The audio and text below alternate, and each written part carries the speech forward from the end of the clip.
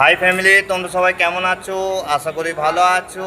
তো আমিও খুব ভালো আছি। আজকে আমাদের পার্টি আছে রাতে গণেশ পুজোর, তো সেটাই তোমাদের কিন্তু শেয়ার করবো। চলো কিচেনে যে দেখাচ্ছি আমাদের কাজবাজ সব দেখতে পাচ্ছ। কিচেনে চলেছি, তোমাদের কিন্তু মেনুটা আমি শেয়ার করছি। দেখে নাও মেনুটা, একটু তোমরা পরে প্লিজ দেখে নিও, অতটা বলা সম্ভব নেই। তো কন্টিনিউ আমাদের 4 দিন পার্টি আছে।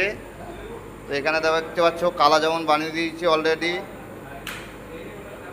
এ আমার পুরো স্টাফ। এখানে এখন হচ্ছে ডাল বয়েল, আর এখানে হবে রাইস। আর এদিকে আমাদের কাকা রুটি বেলছে, এদিকে লাঞ্চ খাবার আছে।